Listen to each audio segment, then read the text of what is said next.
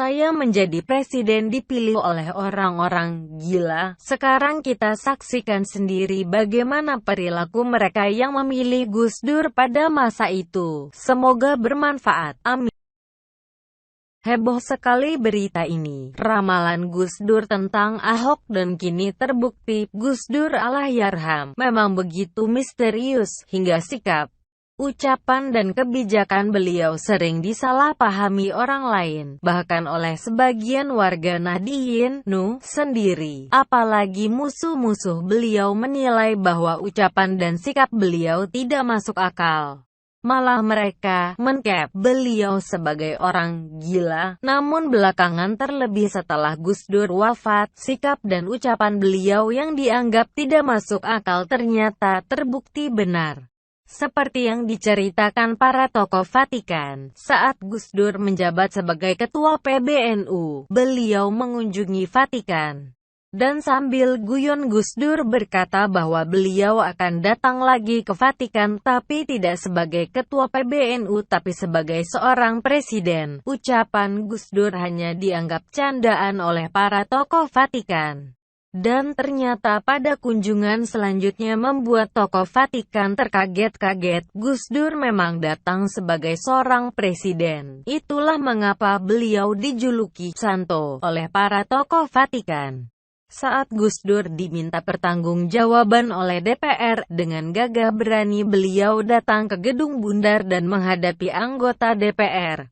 Di hadapan mereka semua dengan lantang Gus Dur mengatakan bahwa DPR seperti taman kanak-kanak. Saat itu banyak anggota DPR yang tersinggung dan menuding Gus Dur gila. Tapi pada kenyataan yang kita lihat, ternyata benar apa yang dikatakan Gus Dur. Anggota DPR senang ketika jalan-jalan dan tidur ketika sidang. Senang rebutan proyek. Hobinya meminta-minta dari tagar papa minta saham, tanda pagar mama garis bawah minta garis bawah S0 Vetex, dan sekarang tagar si papa malah minta kasur, dan masih banyak lagi. Pak Sutarman adalah ajudan Gus Dur.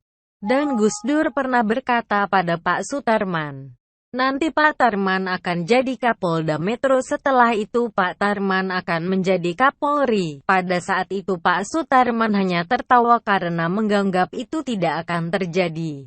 Bahkan bermimpi menjadi Kapolri pun belum pernah. Dan tepat pada tanggal 23 Oktober 2013, Pak Sutarman resmi dilantik menjadi Kapolri oleh Presiden SBY. Pada 8 Januari 2006, Gus Dur pernah mampir ke rumah dinas wali kota Solo untuk bertemu dengan beberapa tokoh agama. Saat itu Bung Joko baru 6 bulan menjabat wali kota, dan pada hari itu Gus Dur berkata, siapapun yang dikehendaki rakyat, termasuk Pak Jokowi ini, kalau dia jadi wali kota yang bagus, kelak juga bisa jadi presiden. Bung Joko hanya senyum-senyum pada waktu itu. Di pagi hari, Gus Dur meminta Kang Said (buka KH) Akil Siraj untuk menyediakan air putih dan roti tawar untuk sarapan. Lalu Gus Dur meminta Kang Said untuk membacakan kitab Ihya Ulumuddin.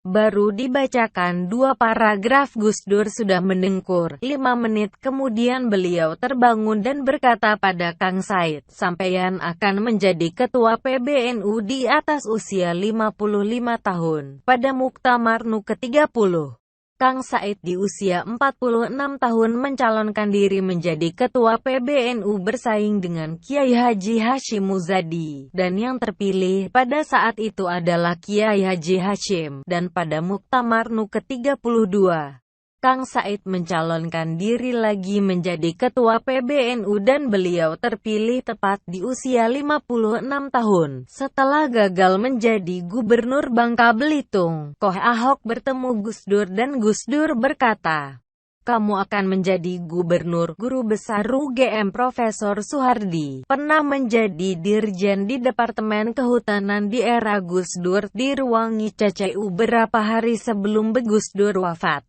Gus Dur berkata pada Pak Hardi, Pak Hardi, saya titip bangsa ini, tolong ikut dikawal Pansus Senturi di DPR, besok Kamis saya akan pulang ke Tebuireng dengan diantaran banyak orang.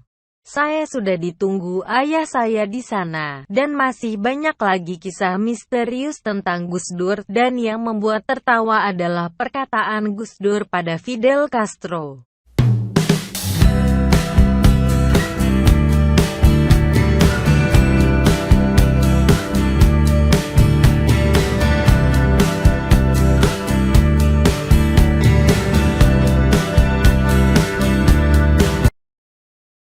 Heboh sekali berita ini. Ramalan Gus Dur tentang Ahok dan kini terbukti, Gus Dur Allahyarham memang begitu misterius, hingga sikap, ucapan dan kebijakan beliau sering disalahpahami orang lain, bahkan oleh sebagian warga Nahdien Nu sendiri. Apalagi musuh-musuh beliau menilai bahwa ucapan dan sikap beliau tidak masuk akal.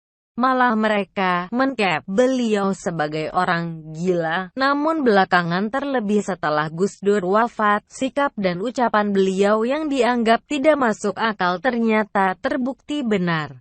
Seperti yang diceritakan para tokoh Vatikan, saat Gus Dur menjabat sebagai ketua PBNU, beliau mengunjungi Vatikan. Dan sambil guyon Gus Dur berkata bahwa beliau akan datang lagi ke Vatikan, tapi tidak sebagai ketua PBNU tapi sebagai seorang presiden. Ucapan Gus Dur hanya dianggap candaan oleh para tokoh Vatikan.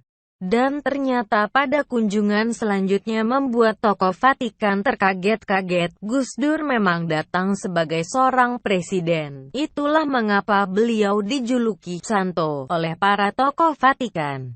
Saat Gus Dur diminta pertanggungjawaban oleh DPR, dengan gagah berani beliau datang ke Gedung Bundar dan menghadapi anggota DPR. Di hadapan mereka semua dengan lantang Gus Dur mengatakan bahwa DPR seperti taman kanak-kanak. Saat itu banyak anggota DPR yang tersinggung dan menuding Gus Dur gila. Tapi pada kenyataan yang kita lihat, ternyata benar apa yang dikatakan Gus Dur. Anggota DPR senang ketika jalan-jalan dan tidur ketika sidang, senang rebutan proyek. Hobinya meminta-minta dari tagar papa minta saham, tanda pagar mama garis bawah minta garis bawah S0 Vetex, dan sekarang tagar si papa malah minta kasur, dan masih banyak lagi. Pak Sutarman adalah ajudan Gus Dur. Dan Gus Dur pernah berkata pada Pak Sutarman, nanti Pak Tarman akan jadi Kapolda Metro, setelah itu Pak Tarman akan menjadi Kapolri. Pada saat itu Pak Sutarman hanya tertawa karena menganggap itu tidak akan terjadi. Bahkan bermimpi menjadi Kapolri pun belum pernah. Dan tepat pada tanggal 23 Oktober 2013, Pak Sutarman resmi dilantik menjadi Kapolri oleh Presiden SBY. Pada 8 Januari 2006, Gus Dur pernah mampir ke rumah dinas Wali Kota Solo untuk bertemu dengan beberapa tokoh agama. Saat itu Bung Joko baru 6 bulan menjabat wali kota, dan pada hari itu Gus Dur berkata, siapapun yang dikehendaki rakyat, termasuk Pak Jokowi ini, kalau dia jadi wali kota yang bagus, kelak juga bisa jadi presiden. Bung Joko hanya senyum-senyum pada waktu itu. Di pagi hari, Gus Dur meminta Kang Said (buka KH) Akil Siraj untuk menyediakan air putih dan roti tawar untuk sarapan. Lalu Gus Dur meminta Kang Said untuk membacakan kitab Ihya Ulumuddin.